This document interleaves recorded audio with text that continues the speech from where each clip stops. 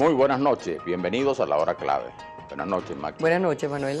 Bueno, el conflicto israelí-palestino y la muerte de Shimon Peres. Y la forma como ha evolucionado, ¿no? Claro, el conflicto entre israelíes y palestinos, que ha involucrado a otros países árabes a lo largo de las últimas décadas, ha colocado en algunos momentos en riesgo incluso la paz mundial. En 1967, la Guerra de los 6 días concitó la atención del mundo y resultó clave en la geopolítica de la región. Sus consecuencias marcaron episodios posteriores como la Guerra de Desgaste de 1967 al 70, la conocida Guerra del Yom Kippur en 1973, que tuvo como consecuencia económica el disparo de los precios petroleros por los países árabes, la polémica sobre los asentamientos judíos y el estatus de Jerusalén, los acuerdos de Camp David y de Oslo y la Intifada. Una de las consecuencias fue la generalización de los actos terroristas y el fortalecimiento de las organizaciones palestinas integradas por palestinos y árabes radicalizados que ya habían protagonizado acciones como la masacre ocurrida en los Juegos Olímpicos de Múnich en 1972. Los enfrentamientos se hicieron rutinarios en la lucha por los asentamientos palestinos y la respuesta del ejército israelí en la franja cercana a Jerusalén. Y luego con el nacimiento de la llamada Intifada o Rebelión de las Piedras. Pero también surgió la iniciativa de la paz, mediante la organización de varias cumbres promovidas por las Naciones Unidas y mandatarios de algunos países, especialmente de los Estados Unidos, para establecer condiciones mínimas de aproximación para atenuar los conflictos. Podemos decir que el conflicto de los palestinos con Israel, más que de Israel con los palestinos, tiene su origen en la no aceptación por parte de grupos palestinos y antes de ellos por parte de algunos países árabes de la existencia del Estado de Israel, de la existencia de un Estado judío en el Medio Oriente. El Estado de Israel es un país joven, está por cumplir 70 años, pero la presencia de una nación judía en el Medio Oriente tiene más de 3.000 años de antigüedad. Existió en el año 1000 antes de la era común, antes de Cristo, un reino independiente llamado Israel en el actual territorio del moderno Estado de Israel, con capital en Jerusalén. Por el devenir de la historia, ese reino esa nación fue destruida y el territorio fue ocupado por otras potencias, otros imperios. En algún momento se produjo la llegada de los árabes al Medio Oriente, su origen en la península arábiga, y se instalaron en un territorio que para ese entonces ya se llamaba Palestina, porque Palestina es un nombre que le adjudicó el Imperio Romano a esa región. Hacia finales del siglo XIX, cuando se da el tema del nacionalismo en diferentes partes del mundo, incluso en nuestra Latinoamérica, los países se independizaron y los países europeos empezaron a consolidarse como naciones, se dio la oportunidad de que se volviera a renacer el Estado judío en su territorio, en Israel, ya para entonces llamado el territorio de Palestina. Y se empezaron a sentar las bases del moderno Estado de Israel. Cuando ya cae el Imperio Otomano, que estaba ocupando el territorio, y se consolida el mandato británico sobre Palestina por orden de la Comunidad de Naciones, que se llamaba la Liga de las Naciones en aquel momento, y los judíos empiezan a reconstruir su Estado, surge la oposición de los nacientes estados árabes vecinos y de los árabes que residían en ese territorio, en la Palestina del mandato, contra la presencia judía, contra la presencia de un Estado judío.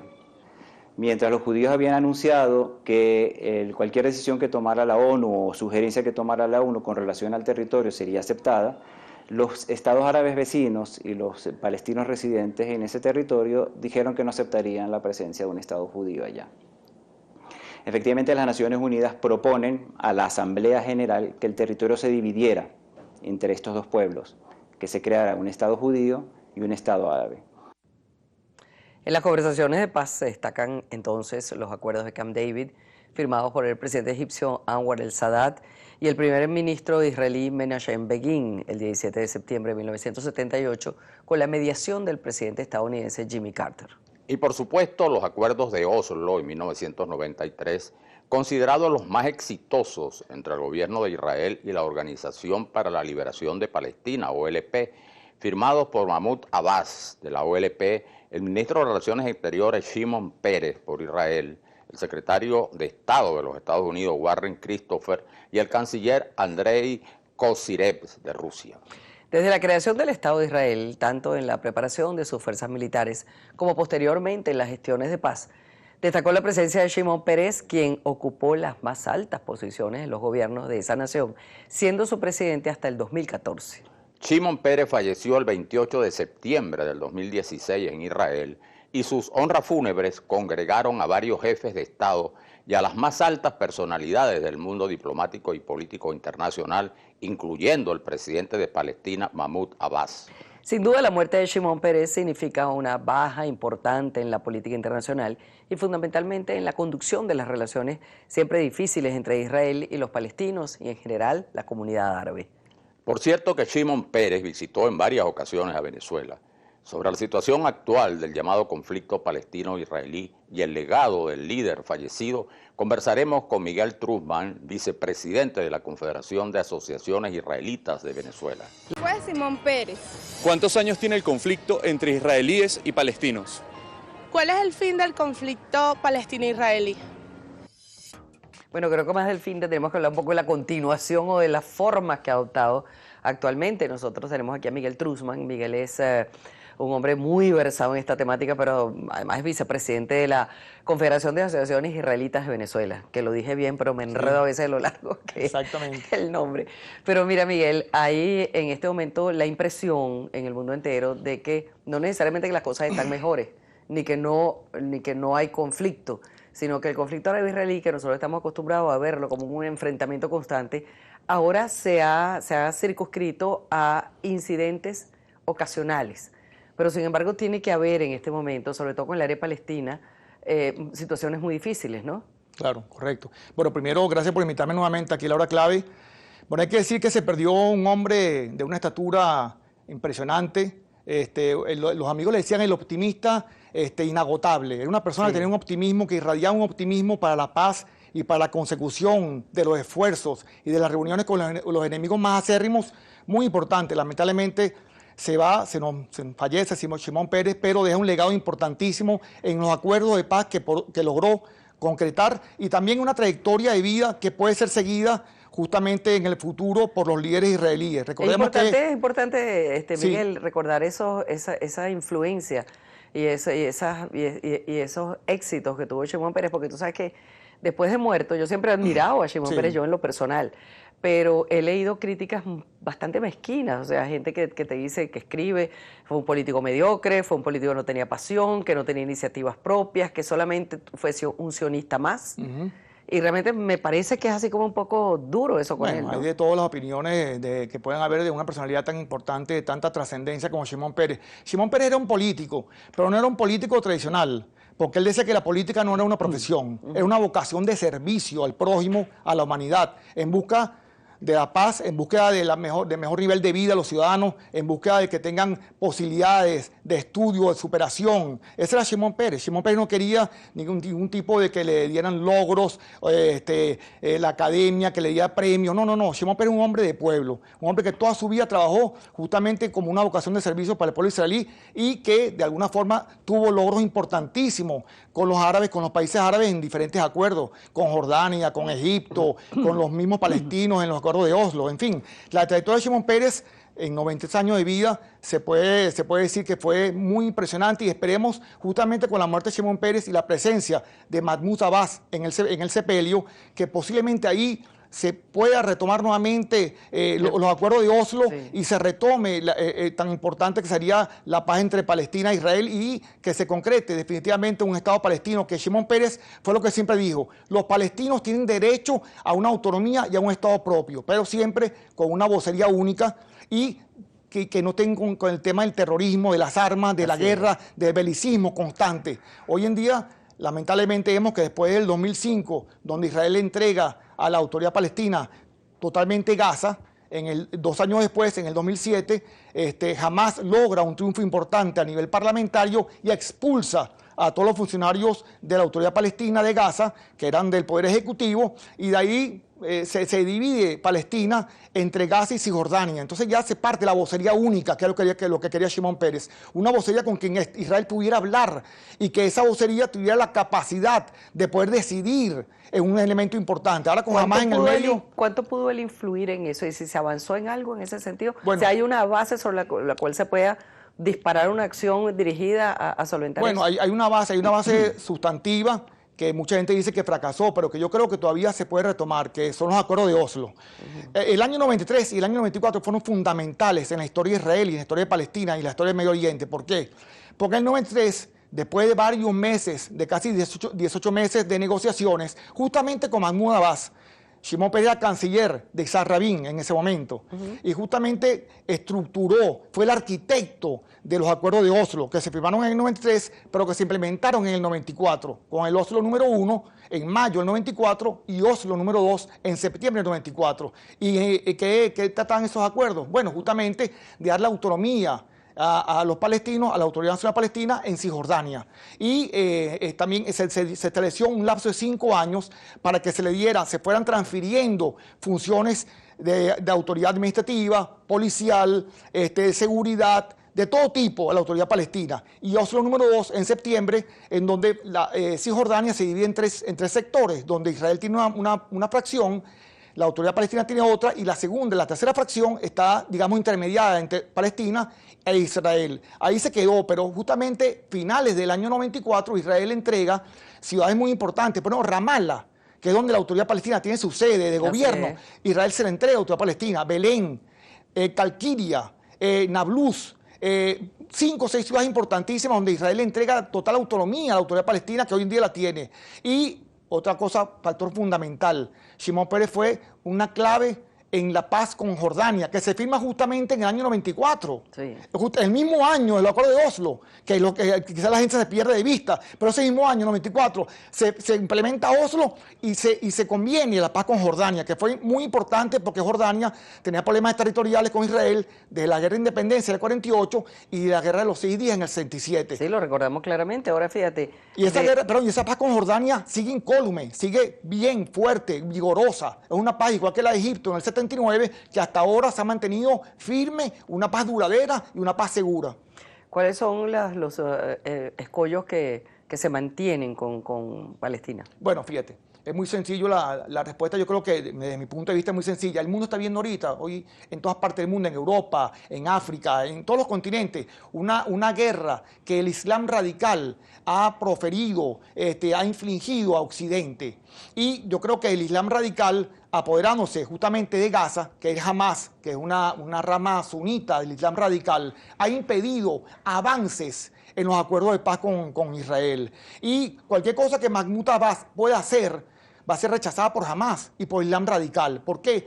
Porque ellos creen que el Islam tiene que dominar la tierra que Mahoma conquistó cuando estaba vivo. Y eso implica parte de África, parte de Asia y parte de Europa, inclusive la península ibérica. O sea que estando Israel, digamos, posicionada, por ejemplo, de Jerusalén, que es la ciudad donde están las 3 religiones más importantes, donde estuvo Mahoma, Cristo. Que tradicionalmente ha convivido ahí sin ningún problema. Entonces, esa ciudad para el Islam radical jamás y nunca puede estar en manos de Israel. Entonces, yo creo que, desde mi punto de vista, con la derrota del Islam radical es donde se podría avanzar en la paz con Palestina, porque Mahmoud Abbas no tiene la fuerza, ni la autoridad para decretar o convenir un acuerdo que englobe a toda la Palestina, porque va a tener problemas muy graves y bélicos y de guerra con el Islam radical y con el Hamás. Claro. Shimon Peres logró dejar entre los líderes que en este momento influyen en Israel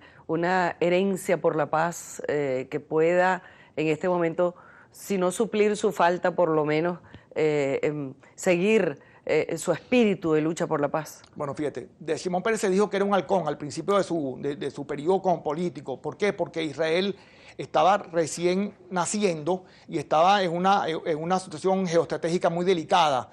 Confrontaba a todos los países árabes que ya tenían una potencia militar importante, y tuvo Shimon Peres que construir, justamente con David Ben-Gurión, construir un Israel poderoso, un Israel firme para servir como persuasivo contra los demás países árabes. Y eso sirvió. Justamente, evidentemente hubo guerras, pero esa persuasión del Israel fuerte, poderoso, fue fundamental. Y lo digo porque Shimon Peres fue un halcón, pero también fue el hombre de la paz. Y yo creo que Benjamin Netanyahu también puede ser lo mismo. Lo mismo se decía Ariel Sharon. Y Ariel Sharon también tuvo gestos importantísimos por la paz. Sí, señor. Así que yo creo que sí, evidentemente es un legado importante para los nuevos líderes, para Netanyahu, que está electo como primer ministro, y los nuevos líderes de Israel, es un legado que va de alguna forma a conllevar en el futuro algún tipo de compromiso con la autoridad palestina. Pero insisto, el Islam radical es un factor fundamental hoy en día en el Medio Oriente. Lo estamos viendo con el ISIS en Siria,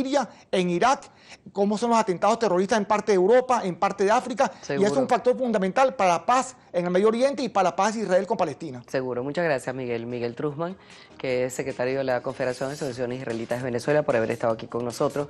El conflicto de los palestinos con Israel se radica en la no aceptación del Estado judío. Eso hoy en día está cambiando. De hecho, los países árabes vecinos, sobre todo los más poderosos, Egipto y Jordania, firmaron tratados de paz con Israel. Significa de que en algún momento, ya tienen 20 o más, en un caso 20 y tantos años y en otro caso más de 30 años, una firma de paz con estos estados y relaciones diplomáticas. Esto significa que ha habido un proceso en el mundo árabe de aceptar que los judíos tienen derecho a un estado en su territorio, como lo tienen también los palestinos. El problema con los palestinos hoy en día es que están divididos.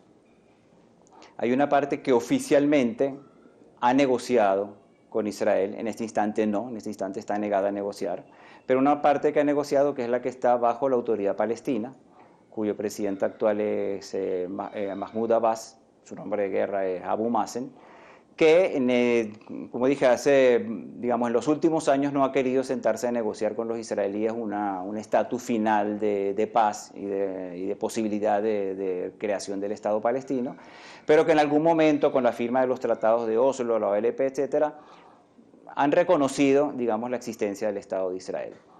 Pero una parte importante del liderazgo palestino está, yo diría que, capturada o secuestrada por un ala radical, que es el ala más islamista, el ala islamista radical que representa el grupo terrorista Hamas, que es el grupo que tiene bajo su control la Franja de Gaza.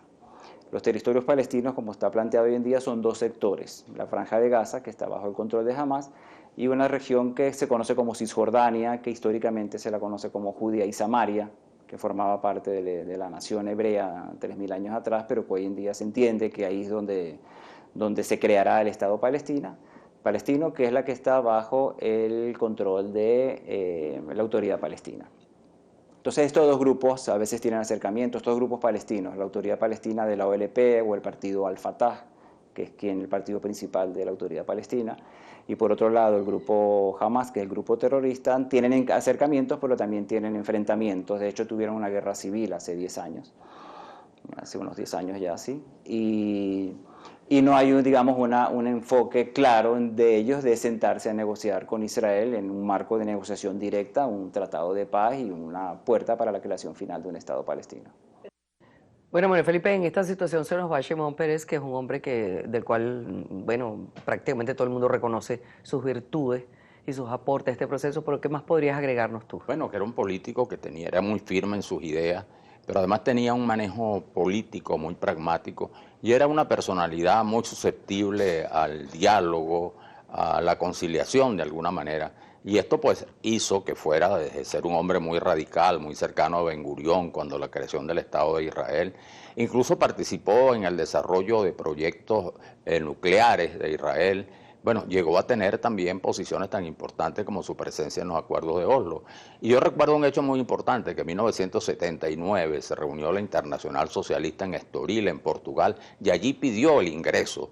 Y eso fue un hecho muy importante. Vino a Venezuela en varias oportunidades. Y Milos Alcalay, que en 1995 era embajador de Venezuela en Israel, cuenta que alojado en el Hotel Hilton, en el Caracas Hilton, él pidió conocer el metro de Caracas, porque tenía noticias del metro de Caracas, e ir a abordar el metro de Caracas. Su sistema de seguridad le dijo, mire, ¿cómo es posible que usted en plena guerra vaya? Bueno, él convenció y fue con Milos Alcalá y con el embajador israelí en Caracas, se montaron en el metro Y viajaron ahí en el Egipto metro. hasta la estación Capitolio, allí pues compartiendo con los pasajeros. Allí se detuvo y se fue caminando hasta la Cancillería a cumplir con el compromiso que tenía. Y eso hizo que fuera un personaje tan importante que ocupara todas las posiciones hasta ser presidente de Israel, que hace apenas 2 años dejó de ser presidente. Sí. Y yo creo que ese es el hecho más importante. Y no es hay que destacar también que en su sepelio, en las ceremonias de su muerte, participó también el jefe de Palestina, Mahmoud Abbas, que habían dicho, lo cual revela pues que combinaba la dureza de los principios con la flexibilidad propia de un político pragmático. Y un estadista. Y un estadista. Esa es la por clave. supuesto. Esa es la clave. Buenas noches.